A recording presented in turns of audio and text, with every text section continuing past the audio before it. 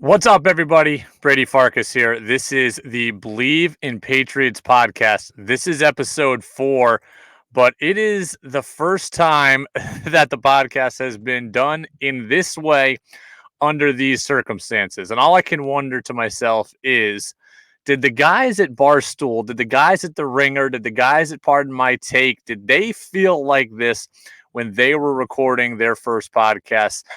Overall, again, this is not my first podcast. This is our 4th podcast of this season, but it's the first one done under these circumstances. So I am your host, Brady Farkas. This is Bleav in Patriots on the Bleav Podcast Network, and a couple different things are at play right now. So I'm going to give you the quick skinny and tell you exactly what we're doing and why I am nervous about all of this. So the last 3 episodes, for those that have listened, have known me as radio host at 101.3 The Game in Burlington, Vermont. I was let go from that position the other day as a result of the coronavirus pandemic. So, first off, a lot of people have sent well wishes. People have listened to this podcast, listened to the radio show locally as well. I appreciate all of you. So thank you very much for what you do for me and continue to do for me. And now, the benefit for you is that I'm going to be able to go headlong into this, or head first rather, into the Bleav in Patriots podcast. And I'm really excited about what's coming because something that was more of a side project is going to become now a focal point. So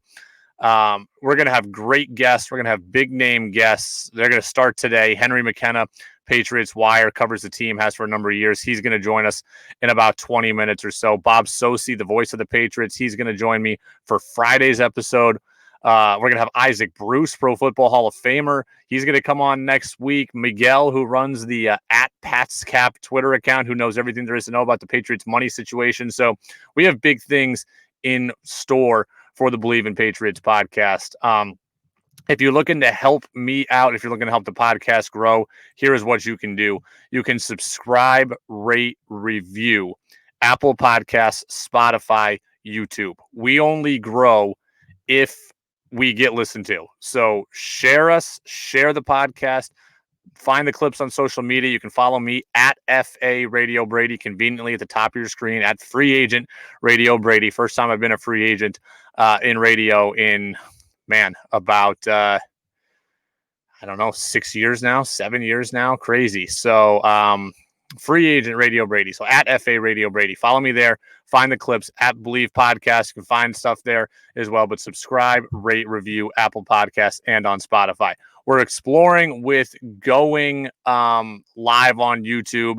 That was going to be the plan for today. I don't believe that is working, but hey, that's okay. I'll get that going as well. 3 ways to listen: Apple Podcast, Spotify, YouTube. We'll have everything there as well. So that is how you can help. That is how you can help the podcast grow. I appreciate you. And again, Henry McKenna now in about 15 minutes will stop by. I want to start with this. The Patriots, as people have reported to training camp and there are workouts going on, the Patriots are now up to a league high 8 players who have opted out of the NFL season. And my first thought was that that's surprising, right? As the names started to come in, and it was Danny Vitale at fullback, and then it was an offensive lineman who had been on the practice squad a year ago, and Najee Turan, and then you started to see Dante Hightower, Patrick Chung, the bigger names, Marcus Cannon, started coming in. So it was surprising at first, but then it wasn't that surprising because think about what motivates NFL players, what motivates professional athletes.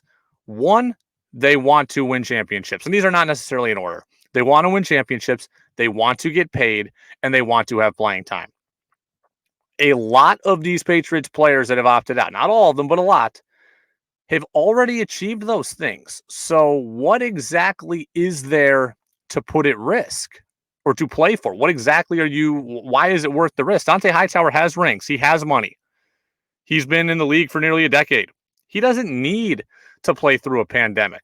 Patrick Chung, in the league more than a decade, doesn't need to play through a pandemic. Marcus Cannon has a ring, doesn't need to play through a pandemic, especially as a guy who has prior health concerns when he battled cancer. So it is not surprising to me anymore why the Patriots are now at players who have opted out. Again, some of them are surprising, right? Matt LaCosse, a younger guy, or a guy who's not as established, rather, with the Patriots, a guy who had opportunity to grow. That surprises me a little bit. But by and large, this doesn't surprise me what we're seeing. We are seeing a lot of players around the league opt out here as teams report to training camp. And the deadline is Thursday. So I'm recording this on Wednesday. Deadline is Thursday at 4 p.m. Devin McCourty of the Patriots, extremely outspoken about that deadline, saying that it's garbage, that the league is trying to save face. And you know what? He's probably right. But I see all sides of this, because from McCourty's side, if I'm a player, I'm livid about this.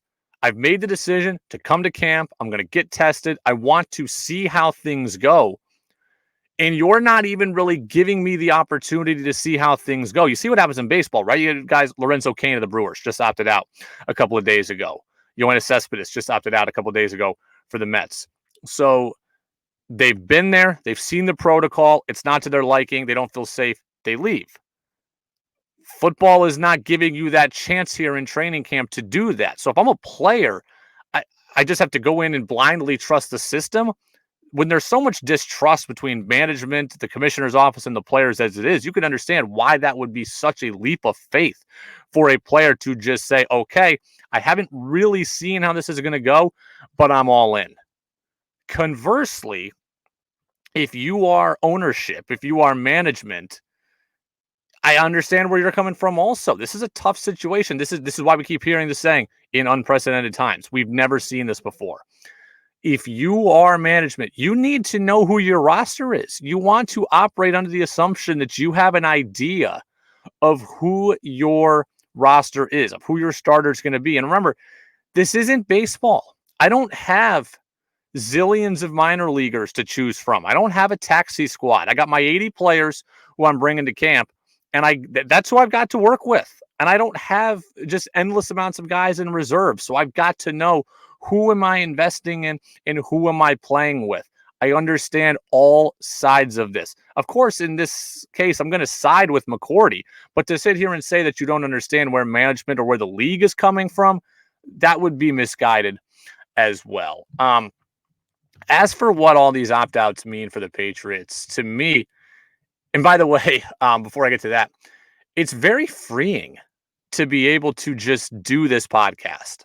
And because in the past, when I would do it from a radio studio, and I'd be playing with millions of buttons and this sound effect and that sound effect and this audio clip and that audio clip, and you're like a magician trying to climb all around the studio and make it all work. Here, as you can tell, look, I'm in a closet right now. I am in a closet. This is what I have right now as a home studio. So if you're watching on YouTube, I apologize. I got told that it looks like a hostage video. I got told that it looks like that my lighting is bad. I've got a tablecloth from the dollar store as my backdrop, so that's why you don't see a door. But hey, this is what we're doing. As I said, quotes, unprecedented times. So it's fun though. It's liberating to just be able to talk. This is what I want to do. I don't want to press a zillion buttons to do this podcast because it distracts you from the overall mission. So I'm looking forward to really growing this podcast. I'm so excited for it. But as for what the opt-outs do to the Patriots in 2020, the pressure to me has skyrocketed on Cam Newton. Well, why, Brady? Why do you think that? Everybody thinks the team is going to be worse without these players. So therefore, the pressure on Cam, no big deal, right? No, opposite effect. We thought that all along, Cam Newton, Jarrett Stidham, whoever, could just come in and be a game manager. Come in and win 16-13. Don't make the big mistake. Let the defense carry you, a defense that was number one in the NFL a year ago. That's not going to be the case now. The defense has some nice pieces left, but there's a lot of uncertainty about this number one ranked defense right now. When you think about what you've lost just in free agency alone. You lost Danny Shelton. You lost Jamie Collins. You lost Kyle Van Noy. You lost Elandon Roberts. Now you throw in Dante Hightower. You're replacing your entire linebacking crew from a year ago. Then you're going to throw in that you lose an experienced player in Patrick Chung. This defense doesn't come in as heralded as last year. It's Stephon Gilmore, a very good secondary, presuming the McCourtys don't opt out. I mean, it's a very good secondary, a team that didn't have a great pass rush, a team that now has no linebackers from a year ago, and a team that we wanted them to get young, but not quite like this. Cam Newton now has to win games. He cannot be a limiting factor. This cannot be Cam goes out and goes 13 for 21 for 164 yards and waits for the defense to pull out a pick six or waits for the block punt. Cam Newton needs to help win games for this team. He needs to be part of the solution and not just, okay, he's not the problem. So the pressure for me has gone way up on Cam Newton when he sees now what he doesn't have. You've taken away the thing that was going to be his biggest strength. The biggest strength of this team was not going to be a dynamite running back or a great wide receiver or a fantastic tight end. The strength of this team was going to be his defense. He was going to be able to win games without having to be super Cam and let the defense play a field position game at times or force a big turnover. He can't do that anymore. Cam Newton needs to be part of the solution. He needs to be part of why they win and not just a part of a reason as to why they don't lose. And Vegas has high expectations for Cam Newton as well. He is the Vegas favorite for the comeback player of the year. And look, I couldn't care less about the comeback player of the year, but I have no problem with Cam being the favorite for it. In fact, if a quarterback is eligible for it, of course, we know this. The quarterback gets love from the voters, the league, the players, the fans, etc. The quarterback gets all the love and usually all the blame. So Cam being up there in the discussion doesn't surprise me. I still think that I would probably say Matthew Stafford has a better chance to win it than he does. And I don't get the Matthew Stafford slander. If I were a Lions fan and I followed it more closely, maybe I'd get it. Number one pick in the draft. They haven't won the Super Bowl. I think they've been in the playoffs twice, and I think they've been bounced in the first round twice, if I'm remembering correctly. Sorry, I'm not up on my full Lions trivia right now, but bottom line, number one pick in the draft hasn't won a Super Bowl. Been there almost a decade. People are probably upset about it in Detroit, but I like Matthew Stafford. Man, he's a gunslinger, throws it around, tough guy, doesn't miss games outside of last year when he was forced to miss games because of a serious injury. Great story with his family. His wife battled illness. I mean, there's a lot of things to like about Matthew Stafford. I would choose him over Cam Newton. And by the way, I think that he's got a chance to put up some good numbers. He plays indoors. That helps. Minnesota's indoors. That helps. So he can put up good numbers in the division. He's got some electric pieces on offense. If Alex Smith wins the job in Washington, which I don't know that he will beat out Dwayne Haskins, but if he did,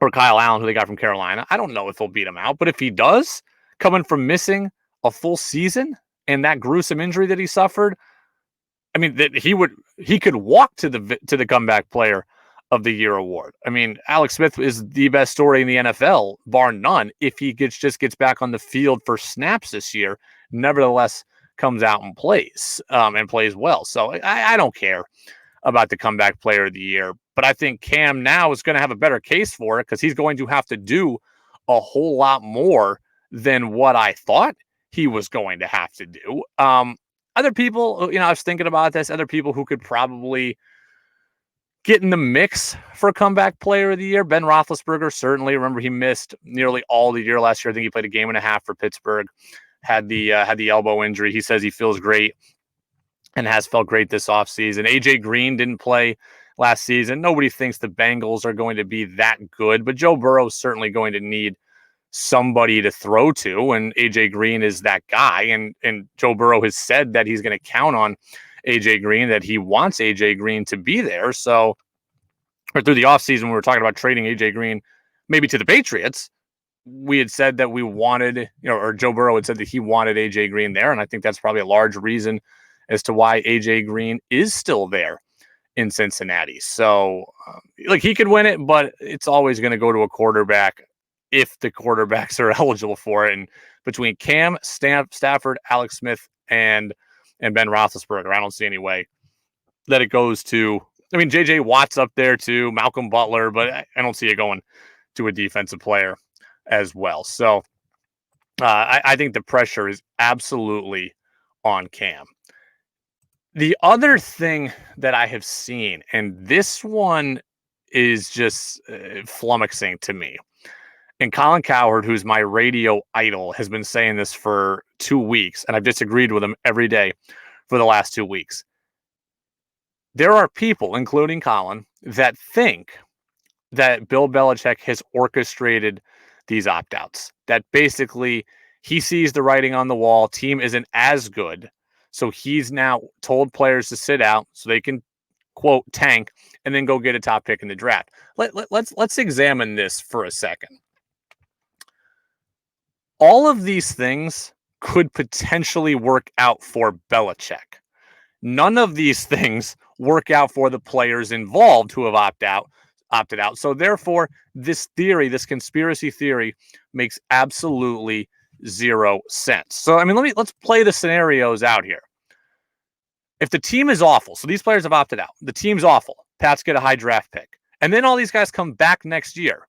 Well, that works out great for Belichick, right? They get the young players in the draft, and then they go out and they bring back in good, useful players, right? That works out for Belichick, 100%. That could work out for the player too, but possibly not. Other scenarios, the team is awful. These guys have opted out. Pats get a high draft pick, and then Belichick goes and cuts these guys. A lot of these guys are going to be free agents. So these guys now can be cut at no dead cap money. Where does that work out for the player? What player is agreeing and saying, yes, Bill, I will be part of this theory, and then next year you can cut me for no reason? You think Dante Hightower is giving up $8 million, a tenth of his career in the NFL, and then is going to go and let some young guy who's his replacement go get 16 games right in with Belichick watching his every move just so he can go get cut next year for nothing? What player is signing up for this? Yes, Belichick may secretly want all of these things to happen. He may.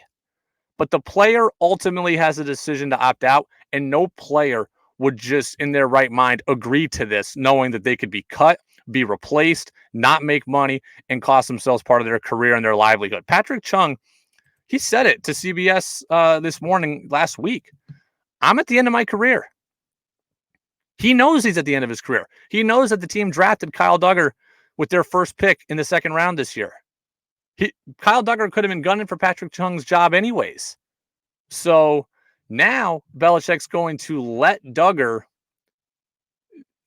show off for 16 games to where Chung is completely replaceable or can be cut or benched.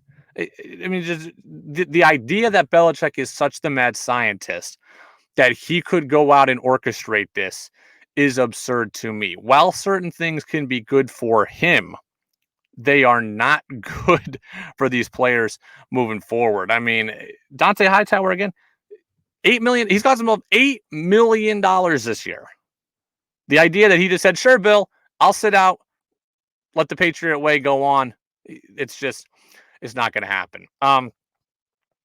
Overall, about the NFL season right now, I feel confident that it's going to happen, but I have no idea what it's going to look like. There are certainly going to be more players that opt out by the deadline. Again, as I tape this on Wednesday, that are going to opt out by tomorrow. That's going to impact people as well. It's going to impact teams as well. So I don't know what any team's going to look like. Patriots have lost 8. I have no idea as to who else is going to lose people, as to when the Patriots play someone. Is a quarterback going to be out for the other team? Is their quarterback going to be out? I don't know. I want to bring in now for the first time on the Bleav in Patriots video version of the podcast, Henry McKenna, covers the Pats for Patriots Wire. Henry, you there? Yeah, how's it going? Good, man. How is everything for you? I appreciate you stopping by. Of course, yeah. Life's pretty good, man. Getting used to quarantine lifestyle, and but yeah, I'm happy, healthy, and doing pretty well. Well, I'm not looking at your video right now, but last I checked, you were growing the mountain man beard. So is that still there? I definitely have a mustache, and I'm getting shaggy these days. I'm debating whether football season should bring about, my normal business haircut, or whether I should just embrace the chaos and keep it long. We'll see.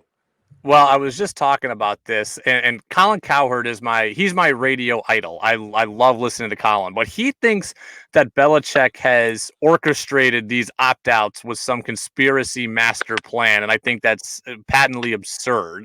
I'm sure you've seen that conspiracy theory. What's your take on it? Yeah, I don't think it makes sense.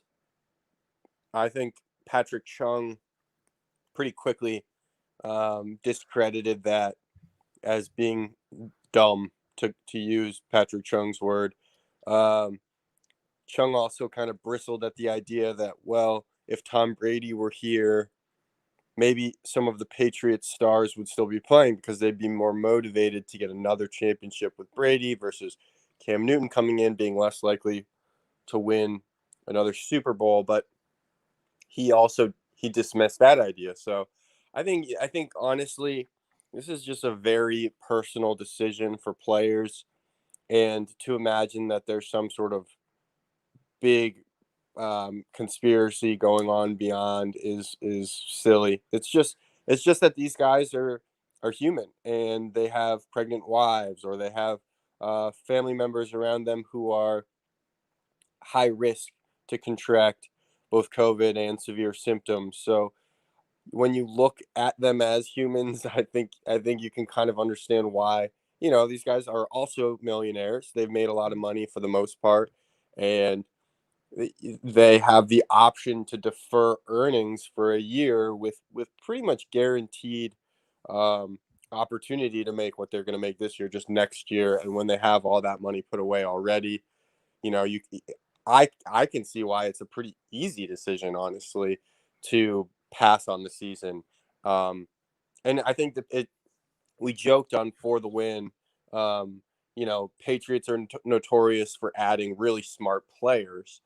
And so this is one situation where it comes back to bite them, because like these really smart guys are sort of like evaluating a very simple quandary, which is like, give up, a few $1,000,000 for next year in order to, feel good about the health of my family. Well, that's kind of a no brainer, right? But still, football is sort of an irrational urge, right? There's a sense of fanaticism, and with fanaticism comes a little bit of craziness. So here we are having a season, and here we are having players, decide that it's worth the risk. It also didn't to what you alluded to, Patrick Chung saying about, oh, if Brady were here, guys would have stuck around. That flies in the face of everything we've heard all offseason from how excited everyone is in Cam Newton. If I were Cam Newton, I'd be offended as hell hearing people say that, because I think it was Rodney Harrison just 2 weeks ago who said Cam Newton's going to help them forget about Tom Brady. Optimism was high with players with Cam there, and to insinuate that Cam's not good enough to keep me around, I wouldn't be taken too kindly to that if I were him.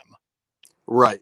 Yeah, I mean, he'll probably use it as motivation. Bill Belichick will probably use it to motivate the players that don't opt out. So I think ultimately those suggestions that this is more than just a personal decision for each player, that Bill Belichick is puppet master or whatever. It's just people trying to come up with something to talk about. It just seems silly to me. What? How long have you been covering the Pats now? Good question. I guess I'm starting my 5th season. So, how did you get into to covering the Pats? Did you grow up a Pats fan? Did you luck into the position? How did you hook up with covering the Pats in general?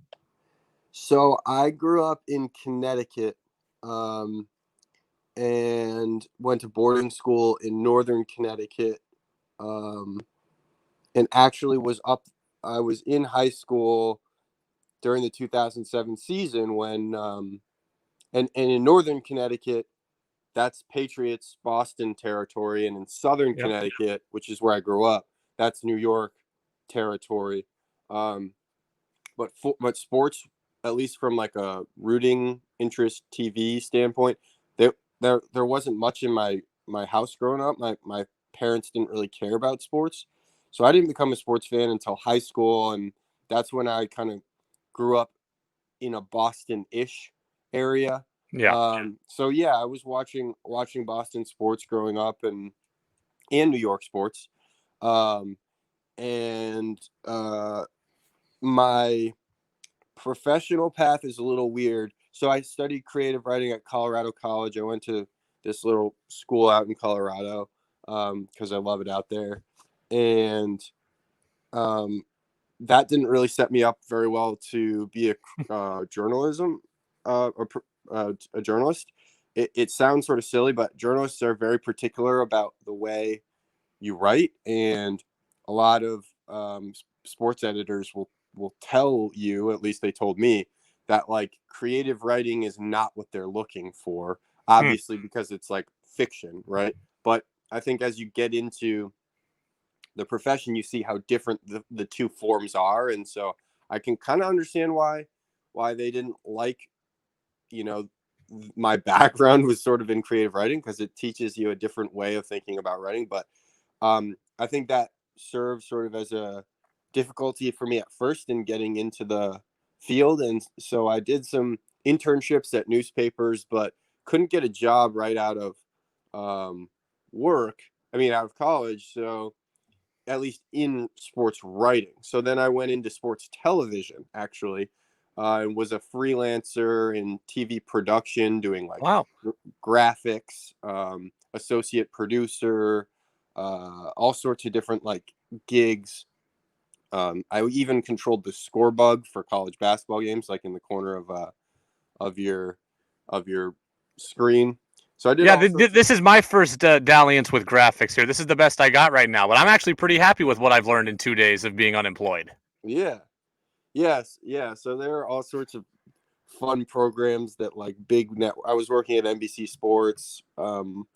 Different networks have different programs, so I was working with that, and then it got to the point where I just missed writing too much, and so I was working my way in NBC Sports from TV to digital media, just kind of like trying to get hours on their websites, and it worked. So ultimately, I was working in DC as a sports, like as a copy editor basically for NBC Sports Mid Atlantic.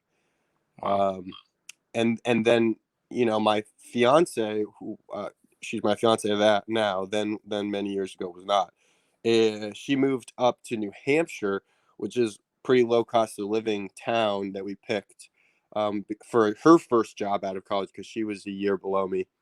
Anyways, became a freelance writer, then became worked for the Boston Globe at boston.com as a general assignment sports reporter, and actually my official title was social news writer, so sort of a viral focus. But then when I got there, everybody got laid off, so I was the only sports writer left and had to do Wow. everything. And then used that job to get my current job at USA Today Sports Media Group covering the Patriots. Long So story that I didn't make short, so sorry for that. hey, like the life of media people and the life of coaches, I've learned that there are many, many stops along the way. So they're all, I love all those stories. So it's perseverance, it's fun, and you've ultimately landed a great gig. What's it like to cover the Pats day to day? Because I can tell you now that I'm not employed anymore, I can tell you that they're famously difficult to work with for their affiliate radio partners. I mean, there are individual people who are great, but the team philosophy is very, very difficult. What's it like for you in terms of level of access, etc.? Yeah, that is definitely a thing. I was watching The Last Dance, and there's a scene where Dennis Rodman is leaving the building after he went missing and did like a WWE appearance in the Yeah. middle of the Bulls playoff run or NBA Finals run. And so the PR guy literally is sprinting with Dennis Rodman Yes. to help him get out of the building. And he goes on the motorcycle and he crushes a Miller Lite as he's on the motorcycle. Like, who does that? Yeah. So anyways, so I mean that's like a vast exaggeration of what's happening in the Patriots building. Um they can be very helpful, but they are also, they're definitely limiting. Like, so here's an example. I was writing this story about Jeff Thomas, and the Patriots wouldn't allow me to speak to Jeff Thomas for the story. He's a Patriots undrafted rookie. I'd spoken to just about everybody in Jeff Thomas's life, with the exception of his mother and his brothers. And I couldn't get to any of them because the Patriots wouldn't let me talk to him. But meanwhile, Wow. I'm sort of like calling around, calling, some pro players. I called the Minnesota Vikings. KJ Osborne was a 3rd-round draft pick, and he went to the Vikings. They gave me his direct personal phone number to give him a call. Wow. Oh my God. While the Patriots would not let me speak to Jeff Thomas, Jeff Thomas's mother, Jeff Thomas's family at all. So they just have a different way of doing things, and it's so that they can control the narrative very carefully. We talk about Bill Belichick and how he takes such care in every single detail. Well, media relations is one of those details, and it's an important one for football operations, because as much as players don't want to admit they read headlines and stuff like that, they do. In fact, Bill Belichick sometimes forces the headlines in front of his players as a form of motivation to say, oh, this writer thinks you stink, and this writer thinks that. And so there's definitely an element of controlling, who talks to the media, when they talk to the media, what they say. And so it is very different, I would say, than a number of NFL You, operations around the league. you and I think, are maybe even the exact same age. You talk about being in high school in 2007. I was also in high school in 2007. So we're both right around 30. And so I know how hard it is to be young and in media and try to gain a following and try to gain respect in the business. And there are so many people who have covered the Patriots for a long time in various ways, whether it's Bob Ryan or Dan Shaughnessy or Tom Curran.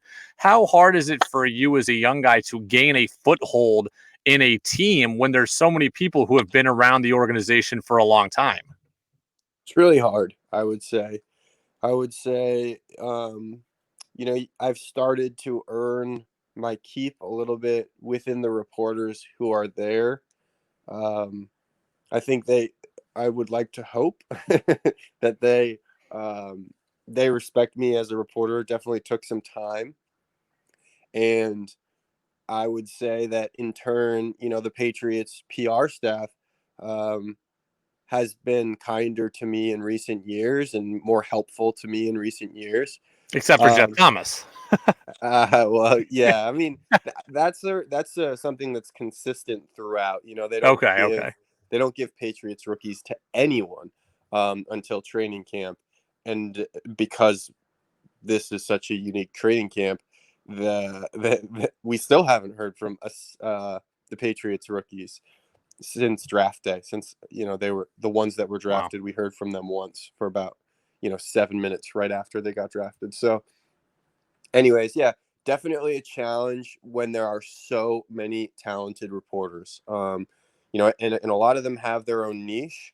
So you've got guys like Curran, who's well sourced and one of the best writers, and one of the most like thoughtful opinionators on the beat. You've got Mike Reese, who's Yeah. extremely well sourced and just knows exactly where the heartbeat of the organization is at the exact moment where he's writing. So he just writes exactly what's most important at that moment. You've got Jeff Howe, who does a really nice job telling, the story behind the story, whether it's a player's life or, a moment in the organization that's important to peeling back the curtain. You got Doug Kyde, a high volume writer, very prolific, very, curious reporter. There are just so many guys. I mean, I could go on, and I You don't mean sound this. you sound like Mel Kiper here, giving the Patriots beat writer scouting reports, and then you got Zach Cox at Nesson's second man of the Nesson team, and he does this, and then we got Mike Giardi, who used to be at NBC Sports Boston, but he's Right. all over the beat. So I feel like you're Mel Kiper here. Yeah, I could go on. I mean, yeah, like don't forget Andrew Callahan. I mean, Yes. it goes on forever. Ryan Hannibal at EEI, um, and now Chris Mason at Mass Live. The beat is huge, and everyone is very talented, and you have to figure out what you're good at, or get good at something if you're not really good at anything yet, and you have to really like hammer that as your contribution to the beat while also doing everything else well. You got to find something that you're exceptional at and really sort of sell yourself in that way if you want to develop a following. I'm this guy on the Patriots beat, and I don't even know if I've been able to do that yet, so still working at it. Have you been told what the season is going to be like for the media? Are you going to be permitted at open practices, all of them? Are you going to be permitted at the games? Are you going to have to socially distance and do multiple different suites to cover the game? Have you been told what that's going to be like? So I am sort of resigned to not. I didn't even request press box access this year. Wow. I decided that the risk to benefit ratio was not enough. And maybe later in the season, if COVID improves, the COVID like case numbers, etc., improve, I might reopen the conversation. But at that point, it might be too late. But everything I've heard, my fiance is in healthcare, and she's like, it's not going to get better this fall. It's going to get worse. Wow. Flu season will coincide with an uptick in COVID cases because people are going to be going inside, and it's going to get more complicated for us. So I was like, you know what? I do a good enough job covering the game from home. There's no need for me to go into a press box where I'm going to be in an enclosed space with people. You got to be taking regular tests just to get into that press box, like a few times a week. And then you probably won't get any access to anyone on the team after the game. Everything's going to be happening on video conference call. In fact, there's actually a video conference call with the players right now. It's Juwan Bentley, Jonathan Jones, and Joe Tooney today.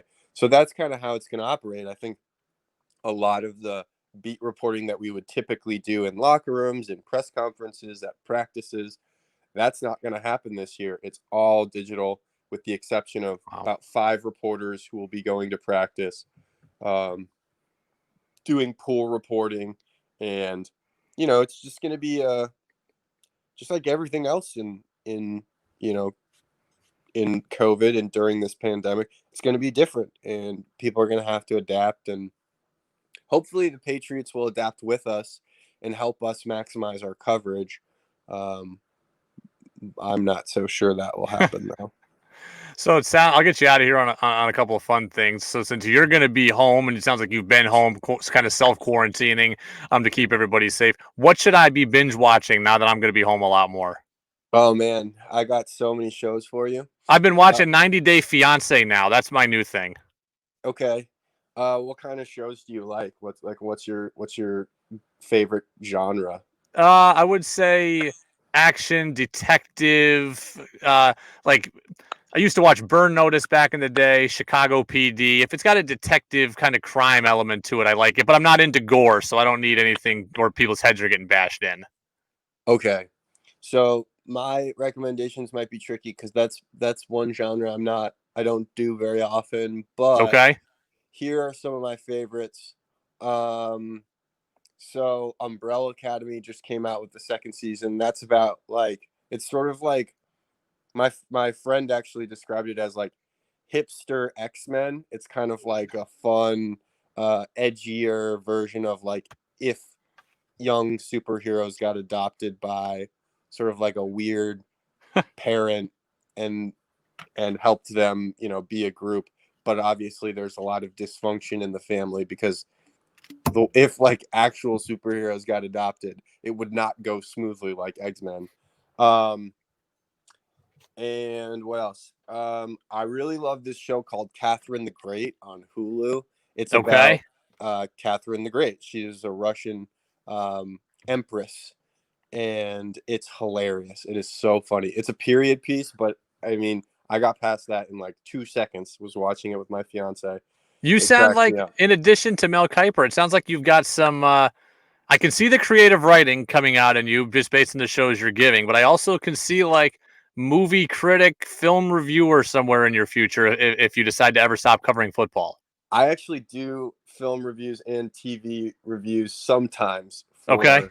For the Win, which is one of the websites I work for at USA Today. if you haven't watched The Mandalorian, you should watch that. That's on Disney Plus. It's really fun if you're a Star Wars person. I have never seen 1 minute of Star Wars.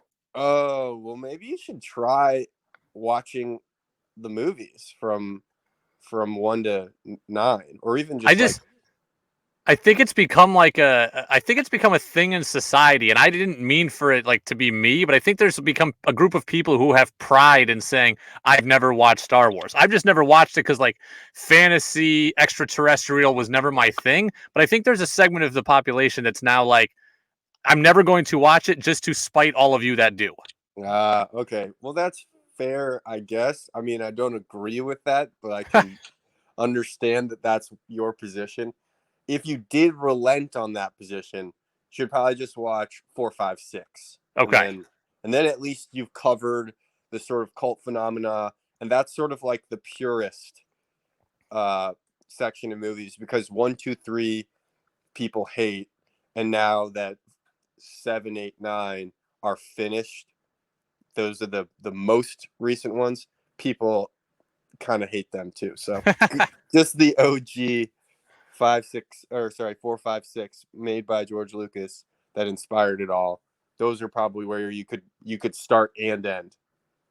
Well, Henry, man, I appreciate it. Henry McKenna of Patriots Wire. You can follow his great work at McKenna Analysis on Twitter. My favorite piece you've written this offseason was your piece on Steve Belichick. I encourage you to Google it and go find it. It was a blast to read, so I appreciate it, Henry. Thank you. Yeah, thank you, and stay well, Brady. Awesome. Thanks. There he goes. There's Henry McKenna, Patriots Wire. Again, I do encourage you to follow him. A lot of what he had to say, very relatable. To be a young guy in media is awesome in a lot of ways, right? You can bring in fresh perspective. You can bring in different viewpoints. You can challenge people who have been doing it for a long time. And I think that's all great. But your level of access, your ability to gain respect, or the lack of respect that you get in the field sometimes, is very, very difficult to overcome. So props to Henry for being able to do it. He does a great job. Again, give him a follow at McKenna Analysis. I want to wrap up with this real quick. My quick thought on this, as we talk about 8 players opting out, the guy that I'm most excited to watch now is Kyle Duggar. And again, there's a chance he could have taken Patrick Chung's job anyways. He was already coming for it when they drafted him with their first pick overall, but in the second round.